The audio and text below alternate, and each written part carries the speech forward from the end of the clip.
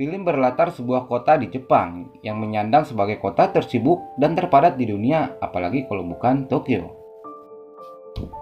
Jepang yang kita ketahui adalah negara yang memiliki berbagai teknologi canggih di segala bidang yang dapat meringankan beberapa pekerjaan manusia, seperti berjalan menggunakan smart wheel, berbagai jenis kendaraan canggih, robot-robot yang mampu menggantikan pekerjaan manusia, sampai ke berbagai alat-alat elektronik lainnya yang tentunya membuat warga Jepang terlena dan bergantung pada semua itu. Namun apa jadinya kalau Tokyo mengalami pemadaman listrik dalam waktu yang sangat lama?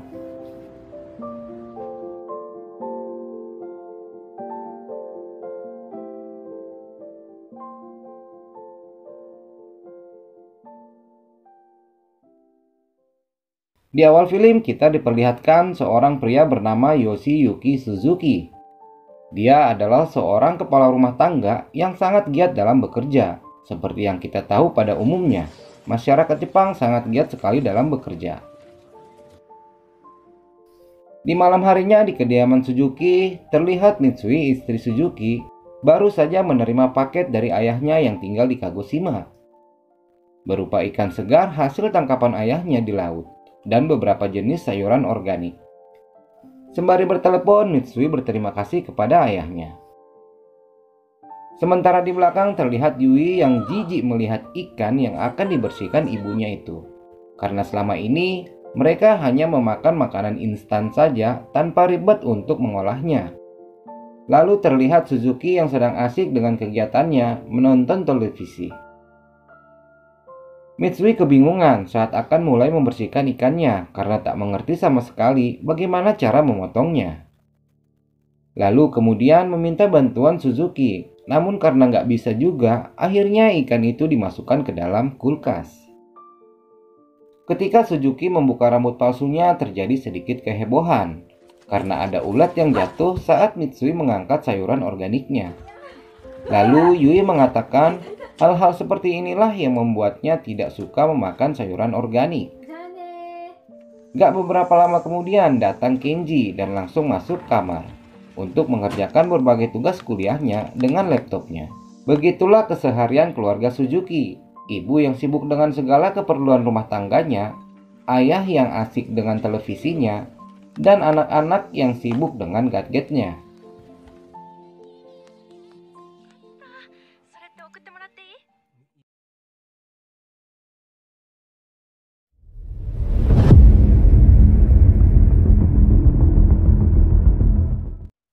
Keesokan paginya Suzuki bangun kesiangan karena alarmnya tak berbunyi.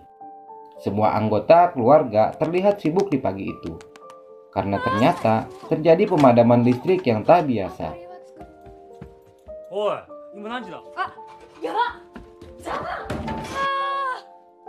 Seluruh peralatan elektronik tak satu pun dapat digunakan.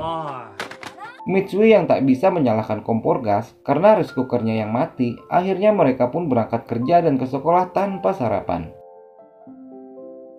Lift yang tak berfungsi membuat mereka dan semua orang penghuni apartemen harus turun menggunakan tangga darurat setinggi 10 lantai. Gak sarapan, turun tangga 10 lantai, duh gempor tuh kaki.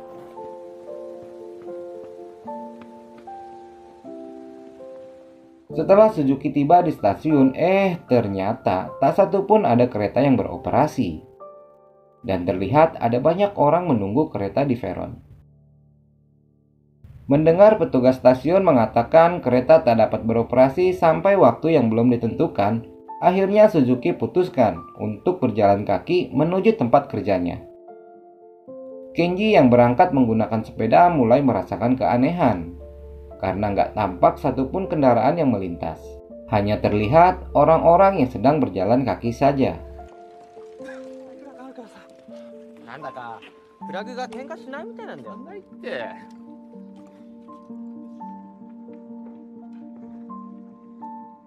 Sementara di bawah apartemen terlihat kaum ibu sedang ngebahas pemadaman listrik, yang ternyata nggak hanya terjadi di wilayah sekitar apartemen saja. Kemudian mereka satu persatu pergi ke toko membeli lilin untuk persiapan penerangan nanti malam. Tapi Mitsui cuma bisa menatap tingginya apartemen karena dompetnya tertinggal di atas. Ampun, harus naik tangga 10 lantai turun lagi buat beli lilin doang. Sebulan kaki kayak Charles Bogor deh. Suzuki yang telah sampai di depan gedung kantornya melihat kerumunan karyawan. Karena ternyata pintu masuk gedungnya yang tak bisa dibuka. Lalu seseorang mengusulkan agar pintu kaca itu dipecahkan saja. Setelah itu barulah mereka bisa masuk gedung menuju kantor. Tapi mirisnya, semua perangkat elektronik di kantor juga tak berfungsi, membuat semua karyawan kebingungan karena tak bisa melakukan pekerjaannya. Sementara di sekolah, di kelas Yui hanya terlihat beberapa siswa yang hadir. Dan itu pun tidak dalam kondisi sedang belajar, karena gurunya yang tak bisa datang. Di lain tempat, Mitsui yang sudah berada di mall, mendapati barang-barang yang ia butuhkan sudah pada kosong habis terjual. Ketika saat akan membayar, Mitsui pun harus mengantri panjang karena mesin hitung kasir yang tak berfungsi. Sehingga para kasir harus melakukan perhitungan secara manual. Dan petugas kasir pun mengatakan pembayaran hanya bisa dilakukan dengan uang tunai saja, karena kartu ATM, kartu kredit, dan sejenisnya tak dapat digunakan.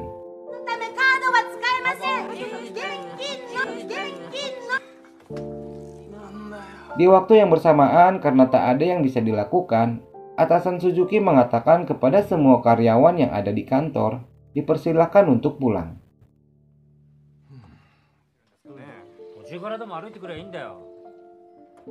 Setelah pulang dari kantor, Suzuki kemudian mengunjungi toko sepeda.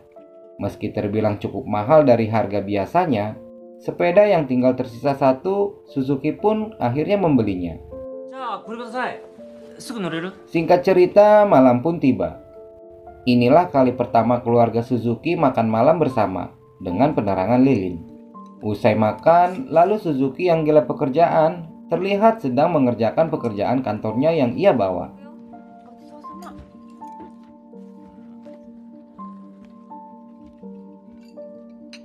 Mitsui yang telah menyelesaikan berbagai tugasnya sebagai ibu rumah tangga, kemudian keluar berdiri di balkon, menatapi indahnya galaksi bintang yang tampak jelas di atas gelapnya kota Tokyo.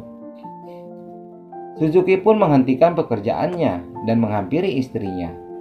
Malam itu, Tokyo sangat sunyi, tak ada suara bising sedikit pun seperti biasanya.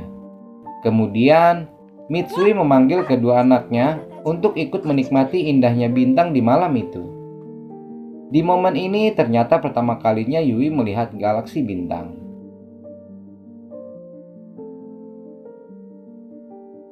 Singkat cerita, di hari ketiga pasca pemadaman listrik, terlihat piring kotor telah menumpuk dan Mitsui yang sedang mencuci pakaian dengan air yang tersisa seadanya. Di sekolah, Yui mengurungkan niatnya untuk masuk ke kelas karena gurunya yang tak hadir. Sementara di kantor, atasan Suzuki mengatakan bahwa untuk sementara kantor diliburkan sampai listrik kembali menyala. Suzuki yang dalam perjalanan pulang kembali bertemu dengan atasannya. Dan atasannya mengatakan mereka akan pergi ke tempat pegunungan yang terdapat banyak sumber airnya.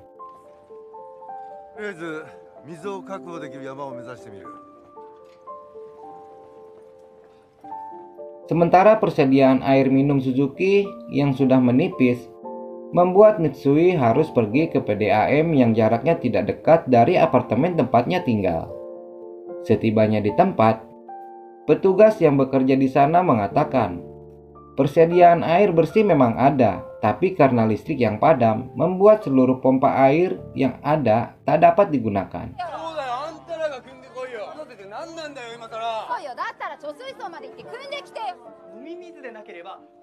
Suzuki yang telah kehabisan persediaan uang tunai pun berniat untuk ikut berdesak-desakan mengantri di bank demi mencairkan uang tunai dari tabungannya. Namun berkas kerja yang jatuh berserakan membuat Suzuki harus merasakan mimisan pada hidungnya dan kemudian mengurungkan niatnya itu.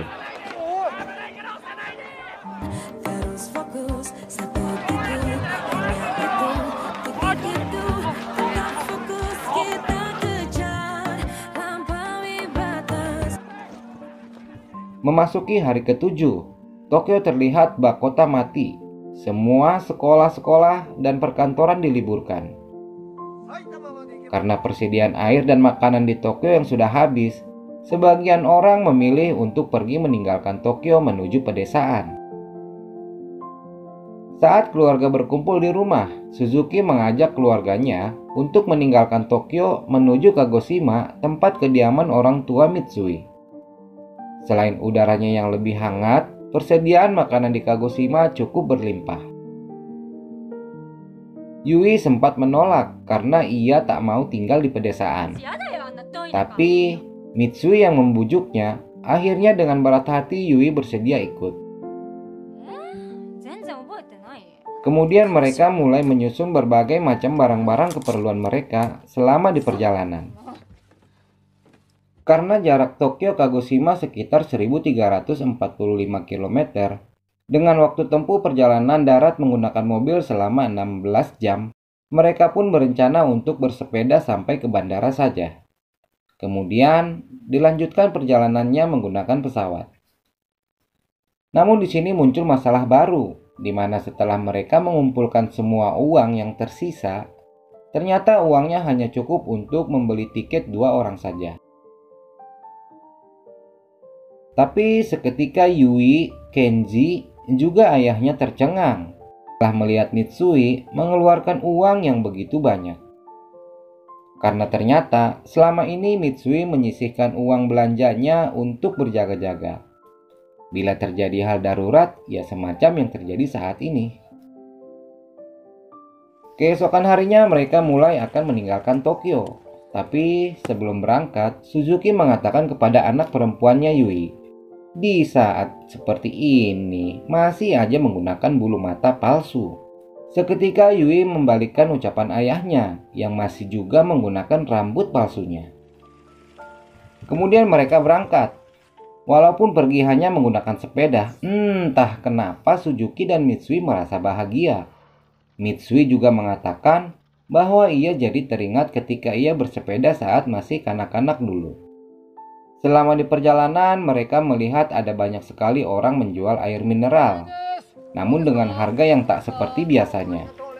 Suzuki pun tak mau membelinya, dan ia memilih untuk menahan rasa hausnya.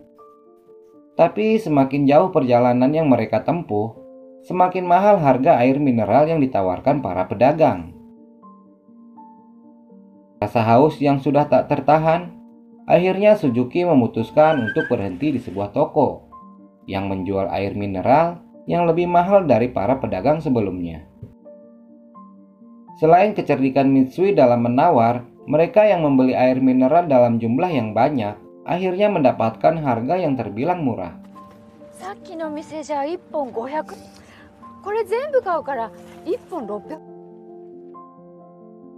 Lalu mereka istirahat di sebuah taman untuk makan dan minum sambil meregangkan otot. Usai makan, Yui mendadak ingin BAB. Lalu ditemani Kenji, mereka menuju toilet taman. Namun karena toiletnya sangat kotor dan jorok, akhirnya ayahnya, ibunya, juga Fuji membuat formasi pagar betis. Dan Yui siap melakukan penalti di antara bunga-bunga taman.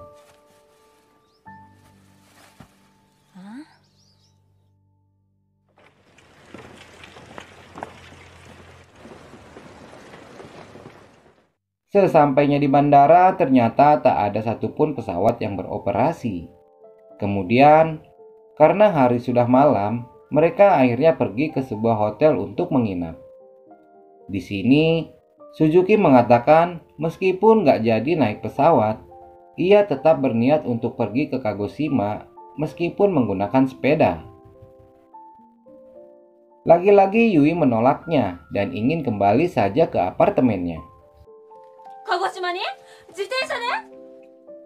Kemudian di sini ayahnya menjelaskan, hidup di daerah yang tak memiliki air dan sumber makanan adalah hal yang berbahaya. Keesokan harinya Yui bersama Kenji pergi ke toko buku untuk mencari peta. Sebagai penuntun mereka bersepeda menuju Kagoshima. Mereka sempat mendengar rumor bahwa di Osaka tidak terjadi pemadaman listrik. Namun rumor itu belum pasti kebenarannya. Lalu Suzuki dan Mitsui melihat ada sebuah toko yang melakukan transaksi dengan cara barter. Terlihat pemilik toko menolak jam tangan dari seorang pria yang akan ditukarkan dengan sebotol air dan beberapa makanan. Karena ternyata toko itu hanya menerima pertukaran dalam bentuk makanan menjadi sebuah barang saja. Kemudian Suzuki dan Mitsui menghampiri toko itu, lalu menukarkan sebotol air mineral dan sebotol apa sih ini namanya nggak tahu saya, untuk ditukar menjadi sebuah sepeda dan sekarung beras. Setelah apa yang mereka butuhkan telah didapat, mereka pun melanjutkan perjalanannya. Berjam-jam mereka mengayun sepeda. Akhirnya mereka menemukan jalan tol yang sudah dipenuhi orang-orang yang akan bermigrasi ke pedesaan.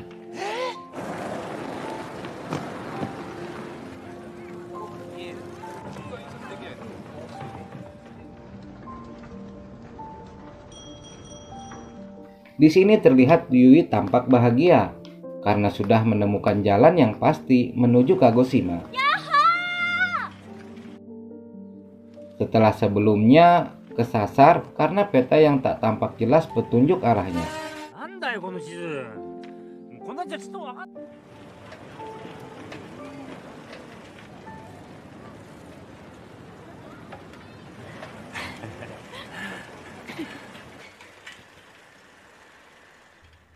Menjelang malam mereka pun beristirahat di depan sebuah museum. Ketika sepasang suami istri berniat meminta sebotol air mereka, Suzuki mengatakan hanya bisa dilakukan dengan cara menukar dengan makanan saja. Lalu ketika mereka akan tidur, tiba-tiba ada seorang pria mencuri sebotol air minum mereka.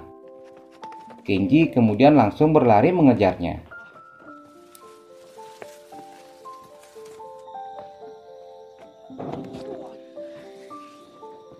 Tiba di sebuah terowongan sambil memegang kayu, Kenji bersiap untuk memukul si pria pencuri minuman itu. Namun, melihat si pria itu mencuri karena untuk membuat susu bayinya, Kenji pun tak tega lalu mengurungkan niatnya dan kembali ke museum. Keesokan harinya, mereka yang melanjutkan perjalanannya tiba di sebuah terowongan gelap yang panjangnya sekitar 1 kilometer. Di depan terowongan, tampak para gadis tahun 70-an menawarkan jasa antar untuk melewati terowongan. Dengan tarif sebotol air mineral per orang untuk sampai ke ujung terowongan. Merasa tak perlu jasa itu karena menganggap hanya sebuah terowongan lurus saja, mereka kemudian mengabaikannya dan terus melanjutkan perjalanannya.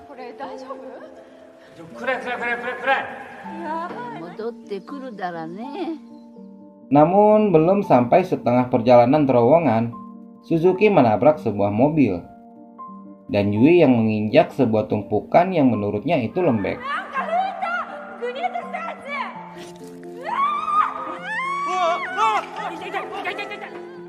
Mereka yang merasa kesulitan akhirnya kembali ke awal terowongan dan memutuskan untuk menyewa jasa para gadis 70-an itu.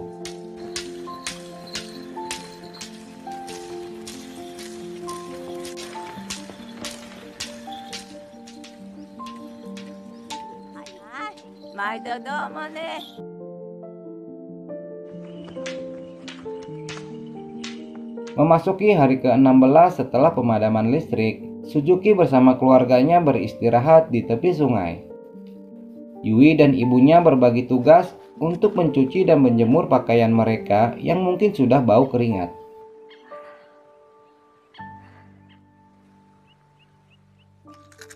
Sementara Kenji merasa khawatir karena pentol korek yang tersisa tinggal 4 batang saja, mengingat sisa perjalanan mereka yang masih sangat jauh.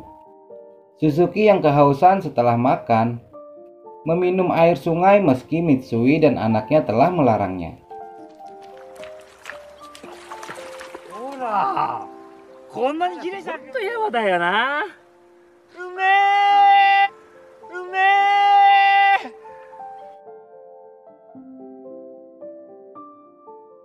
Saat melanjutkan kembali perjalanannya, tiba-tiba turun hujan cukup lebat. Mereka pun berteduh di bawah jembatan. Lalu tiba-tiba datang angin yang sangat kencang, menyeret sepeda mereka hingga jatuh. Barang-barang dan persediaan makanan mereka pun ikut berhamburan. Lalu dikejutkan Suzuki yang berlari di tengah hujan, karena ternyata perut Suzuki mendadak diare. Yang mungkin saja efek meminum air sungai yang sebelumnya dia minum. Setelah hujan reda, mereka mendapati semua barang-barang mereka telah hancur berantakan. Beras mereka yang tersisa pun kini telah bercampur tanah dan tidak dapat dikonsumsi lagi. Karena kelelahan, lalu tiba-tiba Suzuki ambruk. Beberapa waktu kemudian, Kenji dan Yui berusaha mencari air dan makanan, juga keperluan lainnya. Masuk ke sebuah supermarket yang tak ada lagi penjaganya. Namun sayangnya, semua yang mereka butuhkan, air, makanan, korek api, sudah tidak ada lagi persediaannya. Akhirnya, mereka membawa makanan kucing untuk dimakan, air aki untuk diminum, juga sebuah suar untuk menyalakan api. Setelah Suzuki mulai membaik, mereka pun melanjutkan kembali perjalanannya. Tepat di hari ke-22, mereka yang lelah lalu beristirahat di tengah jalan, sambil memakan makanan kucing, juga meminum air aki. Kemudian mereka yang melanjutkan perjalanannya berpapasan dengan sebuah keluarga yang tak seperti sedang mengungsi. Mereka terlihat bersenang-senang, seolah-olah tidak terjadi apa-apa. Berbaik dengan apa yang dirasakan keluarga Suzuki. Kemudian mereka mengajarkan kepada keluarga Suzuki bagaimana cara bertahan hidup. Dari cara memperoleh air yang keluar dari bebatuan untuk diminum, juga cara mengolah makanan dari dedaunan yang dikeringkan. Bahkan, beberapa jenis serangga yang dapat dikonsumsi karena banyak mengandung protein, seperti biawak, buaya, kadal, dan lain-lainnya. Enggak.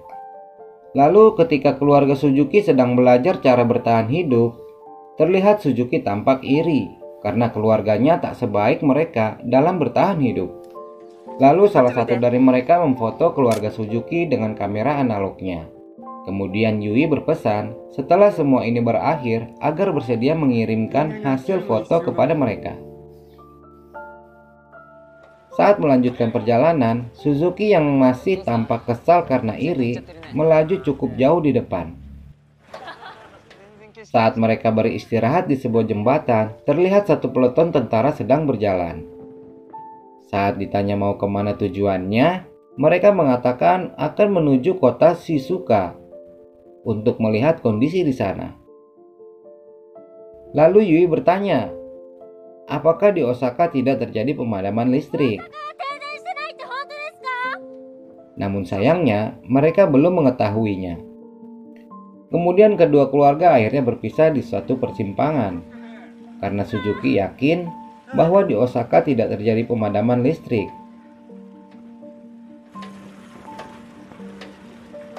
Tepat di hari ke-43, akhirnya mereka tiba di Osaka. Tapi mirisnya, Osaka juga ternyata mengalami hal yang sama, di mana para penduduknya telah meninggalkan kota untuk mengungsi ke pedesaan. Kemudian di sini Yui marah-marah kepada ayahnya karena telah mengajak mereka ke Osaka, yang hanya membuang-buang waktu dan tenaga saja.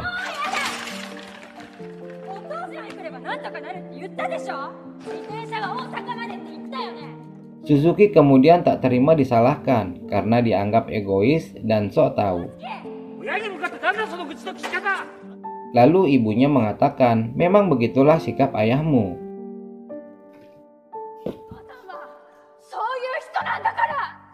Seketika Suzuki terdiam karena selama ini istrinya tak pernah berkata seperti itu. Akhirnya Suzuki mulai menyadari bahwa ternyata istrinya menutupi keburukannya selama ini. Setelah perdebatan singkat itu berakhir, mereka pun melanjutkan perjalanannya kembali hingga sampai di sebuah tempat akuarium tepi laut. Terlihat ada banyak orang-orang sedang memasak aneka hewan laut lalu dibagikannya ke semua orang. Lalu keluarga Suzuki ikut mengantri, tapi sayangnya mereka tak satupun mendapatkan makanannya. Lalu untuk pertama kalinya Suzuki memohon agar diberikan sedikit makanannya untuk anaknya. Memasuki hari ke-67, mereka tiba di sebuah pedesaan. Dalam keadaan kelelahan, kelaparan, dan kehausan, mereka lalu berhenti sejenak untuk beristirahat di tengah-tengah hamparan persawahan yang terlihat baru saja dipanen. Suzuki yang gak tahan karena kelaparan mencoba memakan ulat bulu yang berada tepat di depannya. Ketika akan menyantapnya, terdengar suara babi yang cukup menggemaskan. Tanpa berpikir lama, perburuan babi pun dimulai.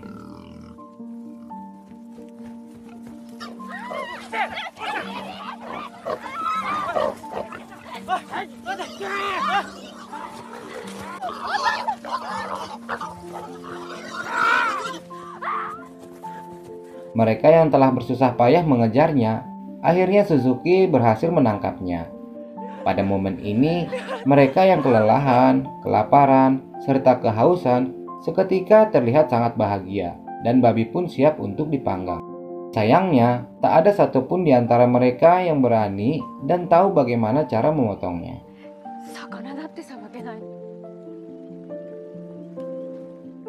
Kemudian tiba-tiba muncul seorang kakek yang bernama Tanaka, yang ternyata Tanaka ini adalah si pemilik babi yang sudah mereka tangkap. Setelah Tanaka menyembelih babinya, keluarga Suzuki dibawa ke rumahnya. Saat tiba di rumah, Suzuki melihat sebuah pompa air. Seketika, Suzuki dan keluarganya langsung memompa air lalu meminumnya secara langsung.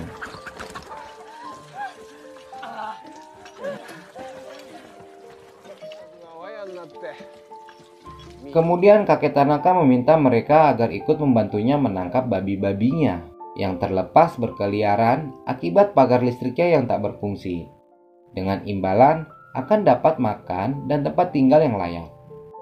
Malam itu akhirnya mereka kembali makan makanan yang layak, setelah sebelumnya berhari-hari memakan makanan kucing dan meminum air aki. Tapi entah kenapa, tanpa sebab, Yui menangis saat menyantap makanannya. Saat Kenji bertanya kenapa menangis, Yui justru terlihat semakin sedih.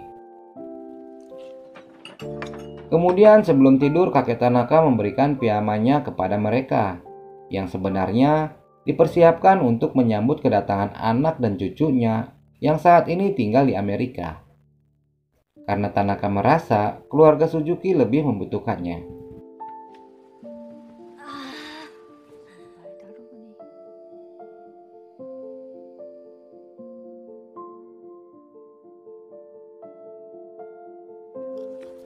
Berhari-hari mereka tinggal bersama kakek Tanaka, membantu untuk meringankan berbagai pekerjaan kakek Tanaka.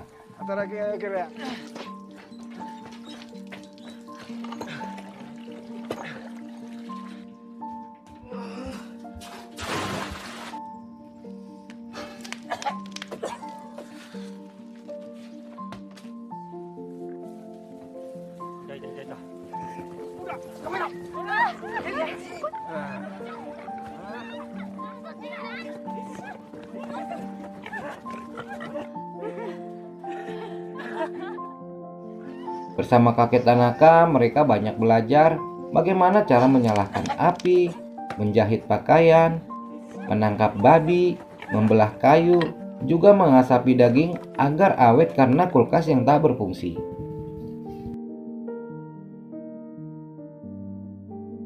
Pada suatu hari, kakek Tanaka menawarkan kepada Suzuki dan keluarganya untuk tetap tinggal di rumahnya sampai pemadaman listrik berakhir.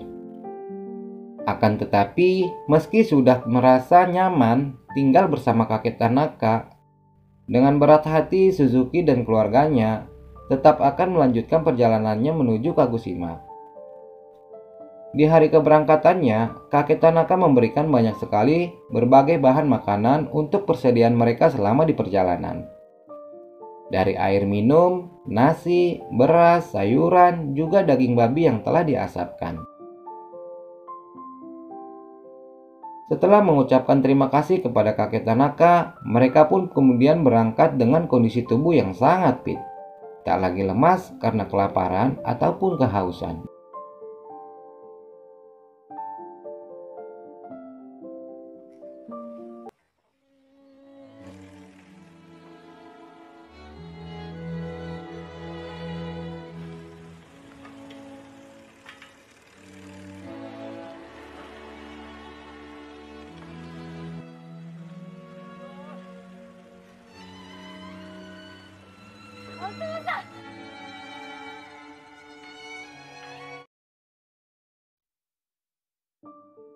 Setelah melakukan perjalanan cukup jauh, tibalah mereka di tepi sungai.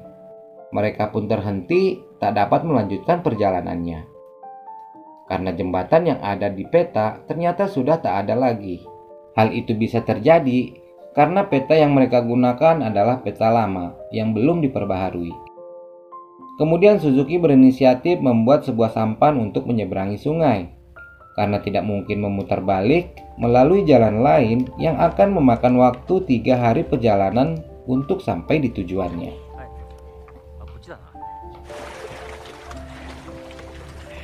Mitsui dan Yui beserta persediaan makanan mereka terlebih dahulu diseberangkan.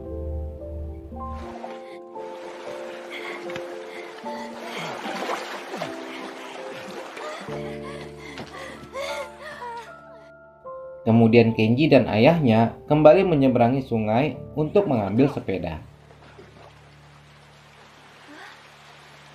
Ketika di tengah sungai saat akan mengambil sepeda, hujan turun saat itu, yang membuat aliran sungai semakin tambah deras.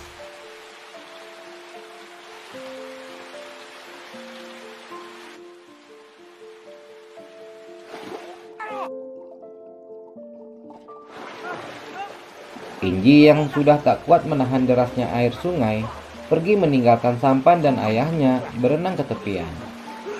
Sementara ayahnya masih terus berusaha bertahan untuk menyeberangi sepedanya. Sampai akhirnya ayahnya hanyut terbawa arus sungai bersama sepedanya.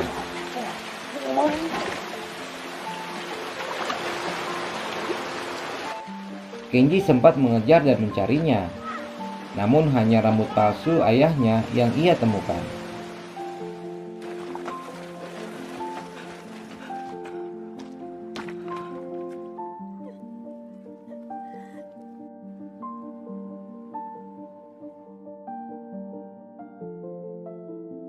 Dengan penuh kesedihan, kemudian mereka bertiga melanjutkan perjalanannya dengan berjalan kaki mengikuti jalur rel kereta api.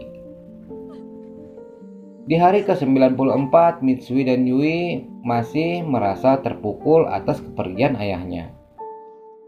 Lalu Kenji menyemangati ibunya agar tetap terus melanjutkan perjalanannya. Saat dalam perjalanannya, Yui yang lapar kemudian memakan daging asap pemberian kakek Tanaka. Namun ternyata di belakangnya ada seekor anjing yang mengikutinya. Yui kemudian memberikan dagingnya kepada anjing itu.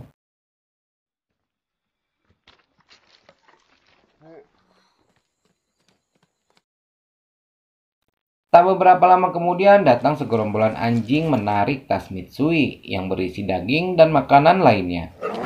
Tak ingin persediaan makanannya diambil, akhirnya Mitsui saling tarik-menarik tasnya dengan anjing, hingga membuat dirinya terjatuh ke jurang. Kaki Mitsui yang patah membuat Kenji dan Yui harus menuntunnya naik ke atas. Sementara persediaan makanan mereka yang terakhir tak dapat diselamatkan.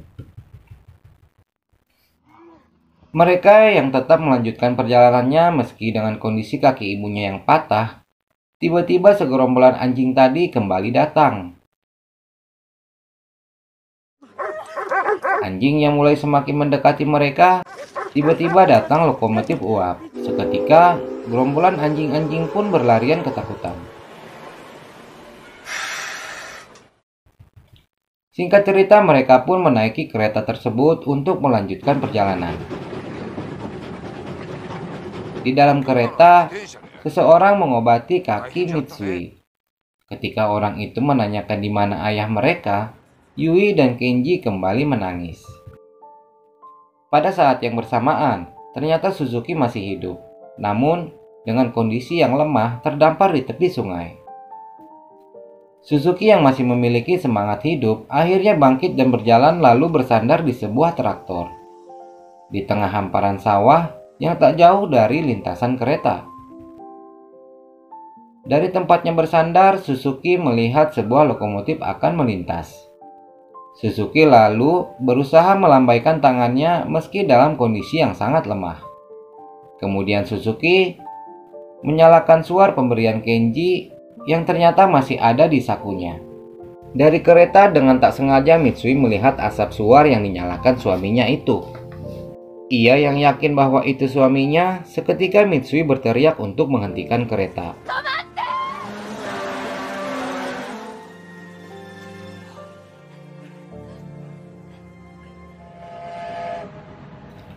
Singkat cerita, Suzuki telah berada di dalam kereta. Lalu Suzuki terbangun saat Mitsui bercerita kepada kedua anaknya tentang kisahnya yang sering pulang pergi naik kereta untuk meminta restu pernikahan kepada ayahnya di Kagoshima. Karena ternyata hubungan Mitsui dengan Suzuki sempat tidak mendapat restu dari ayahnya waktu itu. Kemudian Mitsui memberikan rambut palsu kepada suaminya. Suzuki mengambilnya lalu membuangnya. Ketika melewati terowongan, terjadi hal yang menghebohkan, di mana saat kereta berada di dalam terowongan, masuk asap hitam lokomotif ke dalam gerbong kereta. Dikarenakan sebagian jendela kereta yang tak ditutup. Setelah melewati terowongan yang cukup panjang, seketika seluruh para penumpang tertawa terbahak-bahak melihat wajah orang-orang di sampingnya yang menghitam akibat terkena asap lokomotif yang masuk ke dalam gerbong selama kereta berada di terowongan. Setelah melakukan perjalanan yang cukup panjang dan melelahkan, akhirnya pada hari ke-108, Suzuki serta keluarganya tiba di tepi pantai di Kagoshima. Betapa bahagianya mereka melihat ayah Mitsui ternyata sedang memancing di tepi laut.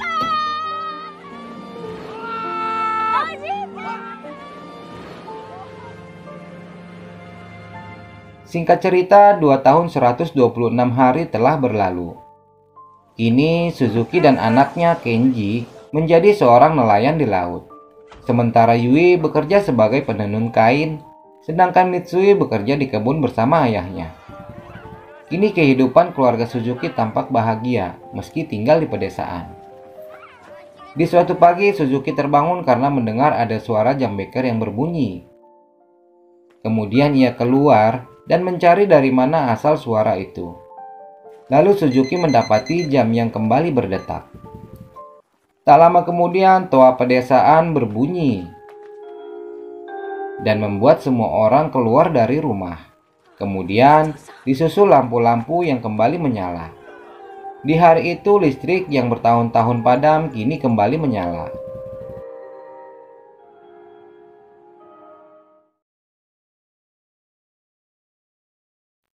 Beberapa waktu kemudian, Tokyo kembali normal seperti dulu. Meski belum diketahui penyebab pasti terjadinya listrik padam selama 2,5 tahun itu.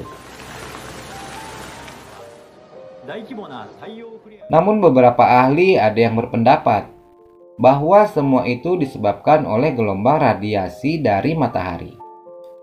Namun tak sedikit juga orang-orang yang beranggapan bahwa semua ini terjadi atas ulah organisasi teroris internasional yang secara khusus menyerang pusat pembangkit listrik. Kemudian keluarga Suzuki yang telah kembali ke apartemennya kini terlihat ada yang berbeda. Mitsui sekarang mahir dalam memotong ikan, sementara Yui kini membawa bekal setiap kali pergi ke sekolah. dan Suzuki yang kini bersepeda ke kantornya. Kemudian datang seorang kurir mengantarkan paket untuk Yui, dan ketika dibuka, ternyata foto mereka yang diambil 2 tahun yang lalu. Dan film pun berakhir. Terima kasih telah menonton, sampai jumpa di tayangan berikutnya. Dadah.